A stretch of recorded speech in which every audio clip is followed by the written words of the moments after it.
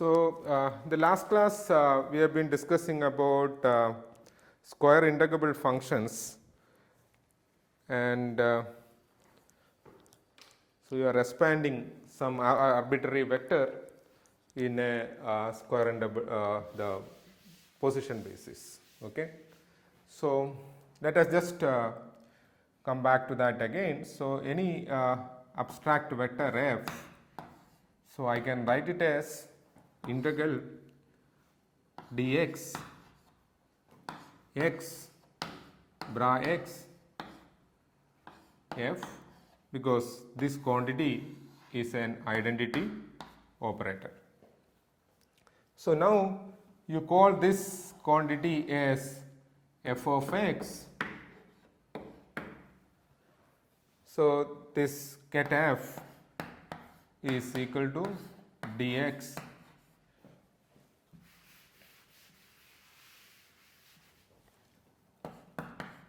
f of x x. So, this basically the expansion of this vector in the position basis. The expansion coefficients are basically the function f of x.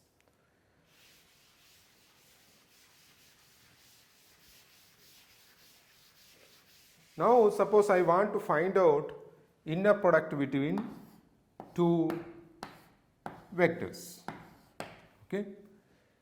So, f and g. So, this one what I can do is I can introduce an identity, because it is an identity operator I can introduce here, because this is same as this. So, again insert that identity operator here, that is basically bra f integral dx, what is the identity operator, x bra x f. So, because this abstract vector I can take the integration outside. So, integral, yeah, so this is g dx bra f x bra x g. So, you know that bra x f is f of x, and the conjugate of this will be bra f x, which is equal to f star of x. So, this is f star of x and this is g of x. So, dx f star of x g of x. So, two functions which are basically the expansion coefficient of this arbitrary, means this abstract vectors f of x, ket f and ket g. Okay. And they are square integrable. We already said that f of x. So, now we are working in the L2 space, where the functions are this f of x, g of x, all those things are square integrable functions. So, square integrable functions basically meaning the integral of dx mod f of x square dx is integral of dx mod f of x square is less than infinity. So, now what is the inner product of two vectors? So, then that vectors f of x and g of x. Yes. Sir, the star of f of x means f then conjugate of x, or the value of f then conjugate we have to take? What is the meaning of f star of x? See, x is a real number. X is a real number. Okay. It can't be complex. No, x is a real number. So, what is x? So what is x? X I told you, it is a position basis or as a x basis. Okay, where x is a continuous in the R. Okay. So, s are basically the real numbers. Okay. So, if you take an operator x, which is ket x operator x acting on the vector x, will give you x x. So, this is a vector or eigenstate of the operator x with eigenvalue x where these eigenvalues are real numbers. So, these x are real numbers, but the function of x can be complex. So, that f star x is, if there is a function, take the complex conjugate of that, but x is a real number. Okay, x is a real number. Okay.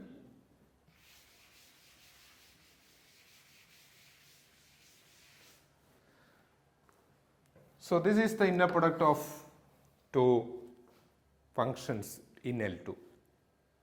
So, now because you know in the abstract vectors case the Cauchy-Schwarz inequality. So, how does this Cauchy-Schwarz inequality looks like in the L2 space or square integrable functions? So, what is the Cauchy-Schwarz inequality?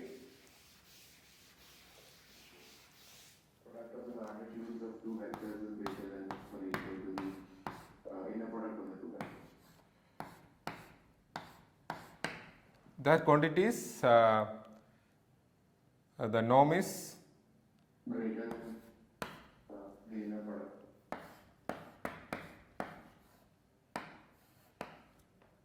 Is this correct? Modulus of that, right? And suppose it is square, what you get here? The norm square of f square and norm of g square, right? Yes, sir. Okay, so how do you define the norm in the function's case? So function case is norm, so that is basically integral. So what is the norm of f? So you have a vector f. So what is the norm of that? Is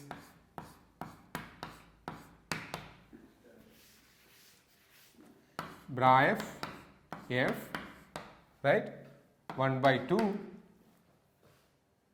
Then this is equal to, so what I can do is I can again introduce a complete set in between, or the completeness relation for x.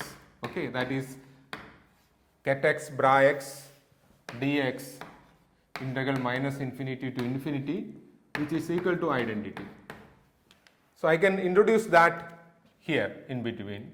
So this is bra f x bra x. So integral I will take it outside because already you know the procedure. Then I will get f, so power 1 by 2. So this quantity is integral dx f star x fx, that is basically mod f of x square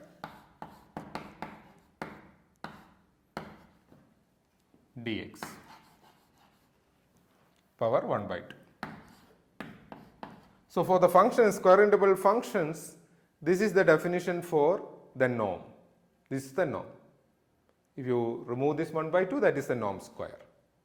So obviously if it is a square integrable functions, this quantity should be less than infinity, right? Yeah. Why you have written 2 dx and then again dx? Ah, sorry. So that okay, it's not already written. Okay, fine. So this is less than infinity. So I can write down. So what is this? Already we know what is the inner product. So what is the inner product? Inner product is integral dx f star x g of x, right, modulus square should be less than or equal to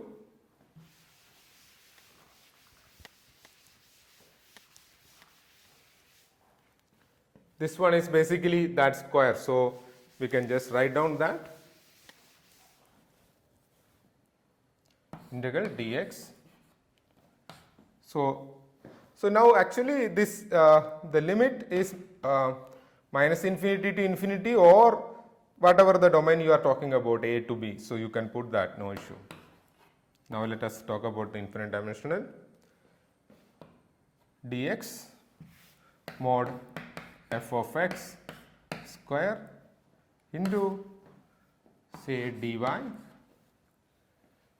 mod g of y square. So this is, can I use x here instead of y? Yes. I can use, because these are two different integrals, the multiplication. So this is basically the Cauchy-Schwarz inequality for the square integral functions. Okay, so this quantity should be less than that, less than or equal. So when this, yeah, So here fx is just a simple function, no? f of x is a square integrable functions. That means the modulus, this quantity is basically less than infinity. So it's a simple function. So can you give me an example of a square integrable function?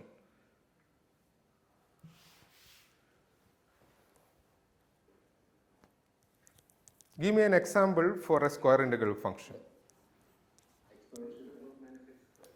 Exponential of minus x square. Any other example? Sir, e power minus x won't be a square integral. Yeah, so we have these are the square integral function you said, right? So now you are saying that e power minus x is not there. So if you take the domain minus infinity to infinity, e power minus x is not less than infinity. So this is not a square integral function. Okay. So now you also have to point out which is square integral, which is not square integral. So this is not a square integral. Which one? Tan hyperbolic x. Okay.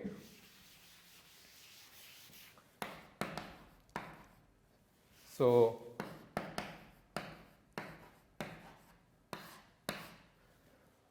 this is another example. So what is the important property? Suppose it should be a square integrable function. What should be the property of that function? Integral must be Integral should be, yeah, integral should be less than infinity. Suppose you want the integral is It should be finite or minus I or 0, or it should go to 0 at infinity. yeah. So Function should be bounded. function should be bounded. Okay. Then, because all bounded functions, you think that it is square integrable. So tan x is bounded, but I don't think it has a finite value. it's not a square integrable tan h. If I integrate tan hx from minus infinity to infinity, what are you going to get? This quantity. Are you going to get a finite number?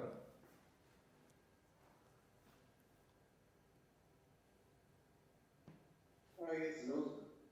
No, sir. No. No, sir. No. Are you sure? Okay.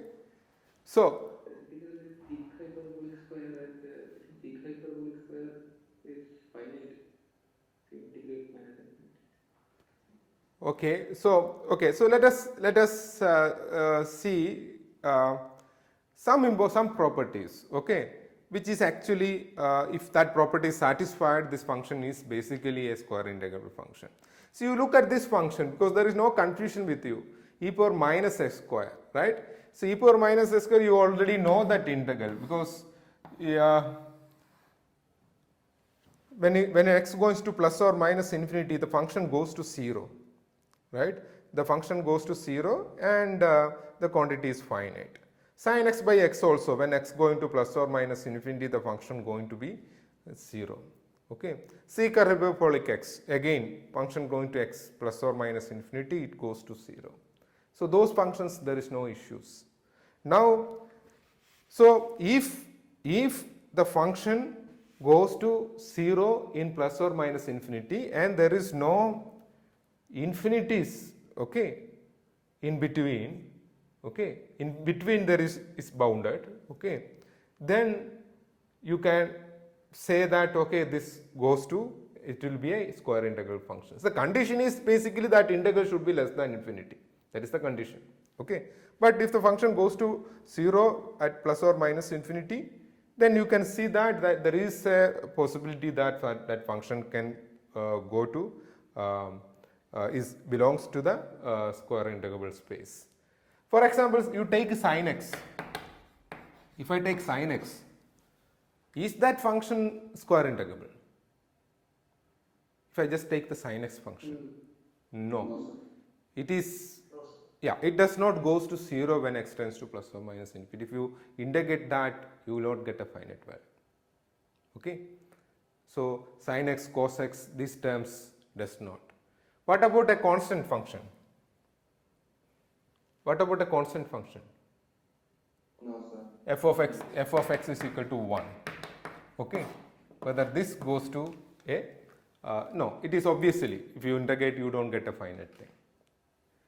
What about the polynomials? X, x square, x cube, or any general polynomial. If I take a polynomial f of x, which is equal to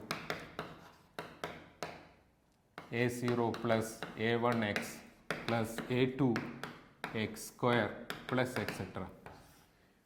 If I take a polynomial like this, whether this is a square integral functions? No, sir. No, sir. No, any general polynomial are actually not a square integrable functions. So that is obviously, suppose this Sindhu, okay, some other function multiplied with can make this function into that function as a square integral function. So I did not teach you that earlier. So you can actually a general definition for the square integrable function, you take f of x, take mod f of x square, you can put rho of x here and take minus infinity to infinity and integrate. So this rho of x is called a weight function or weight factor or weight function.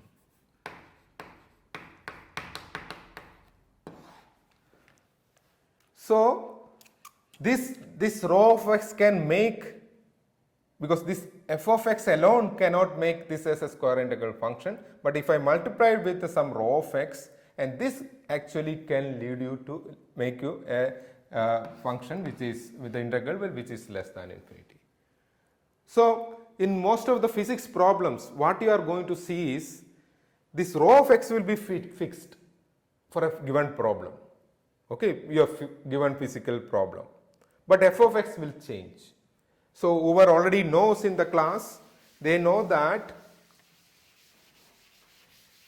consider the harmonic oscillator. Okay, consider the harmonic oscillator.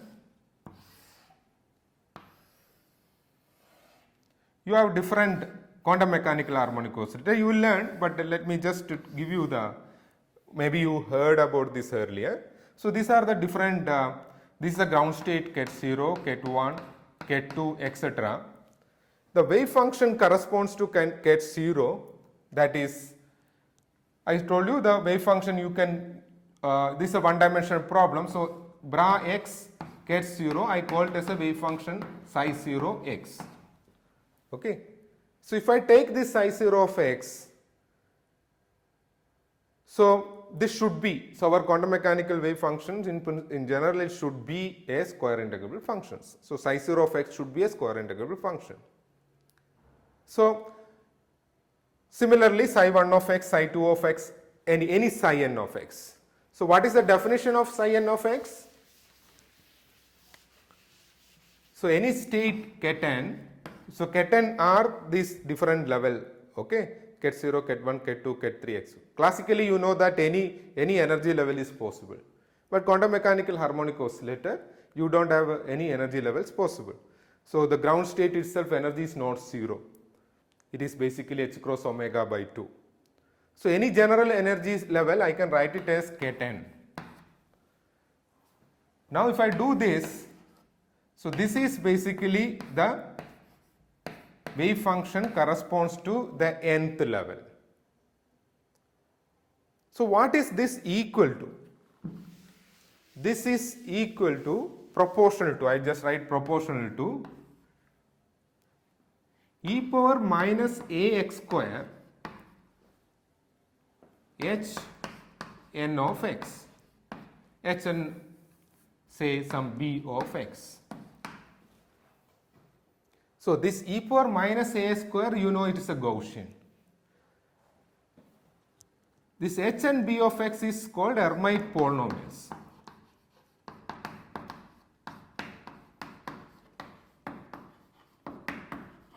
So these are polynomials. So h0 of x is 1. h1 of x is x, okay, with maybe some constants may be there. So h2 of x will be a polynomial of order 2. So any hn of x is a polynomial of order n. But you know that if I integrate the hn of x, any polynomial of order n, I will not get that is a square integrable function.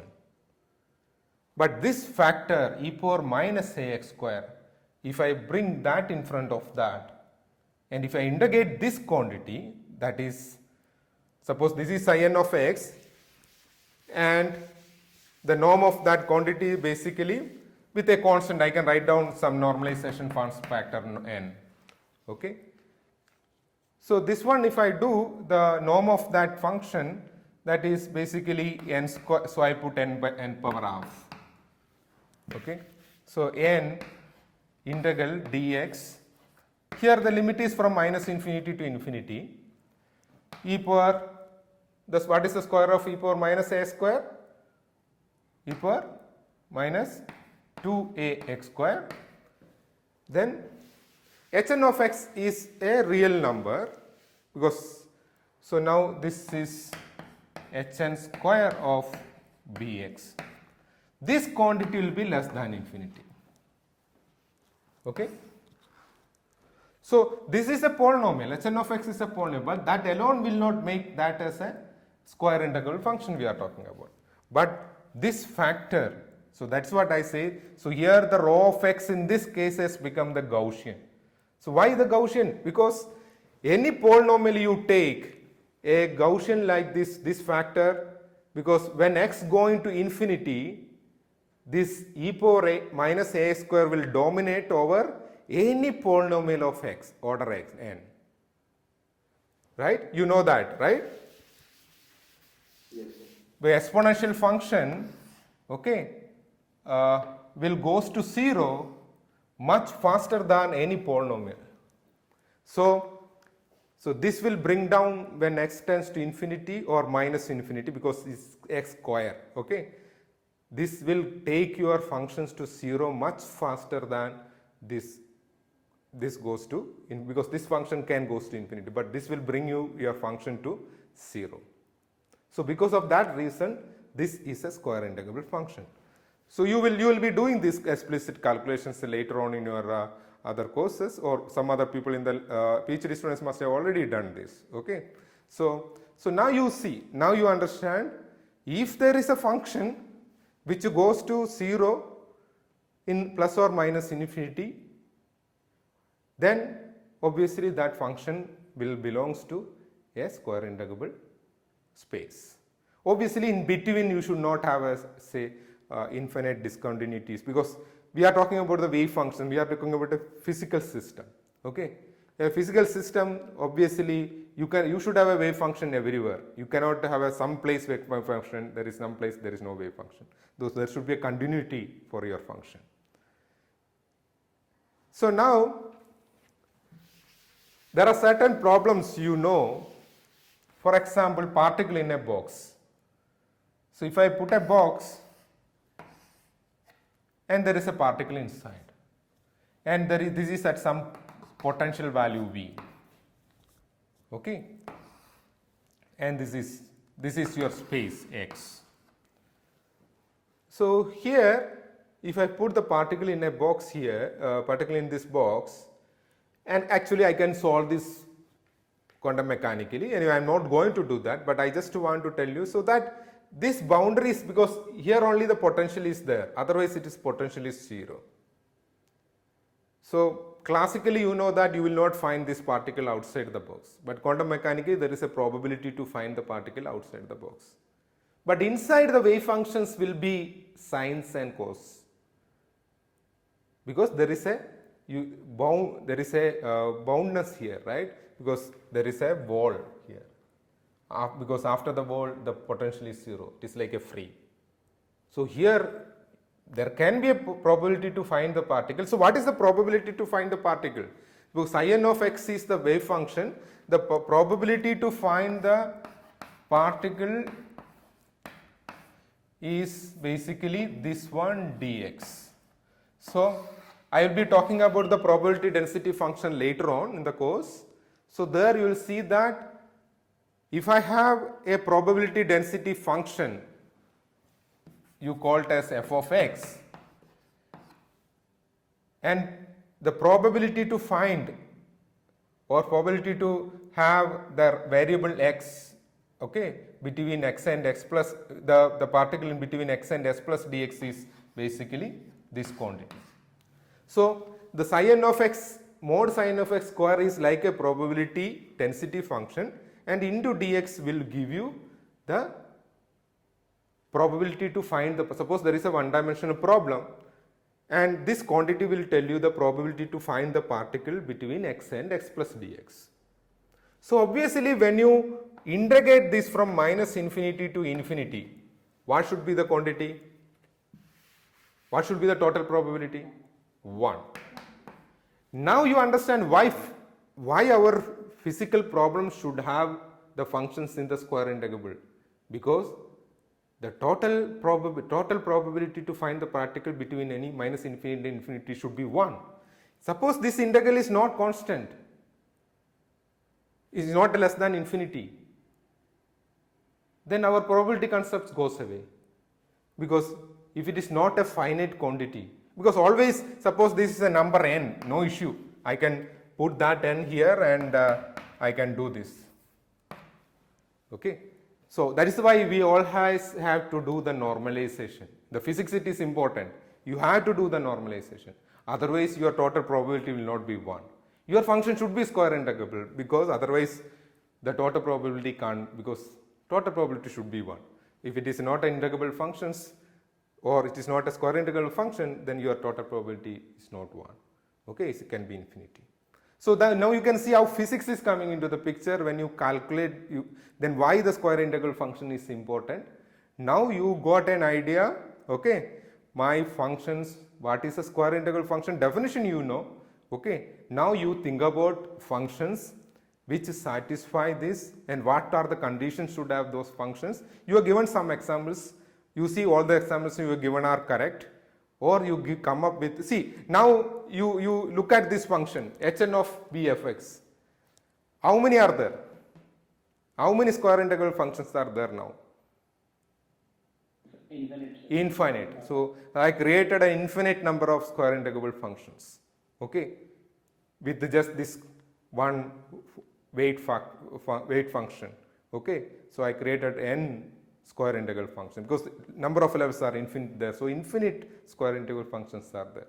So now if you go to the hydrogen atom, you will get a different, not hn of x, you get Laguerre polynomial and spherical harmonics.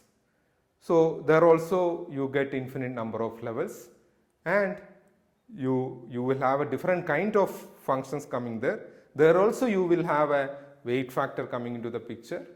So there are so many physics problem.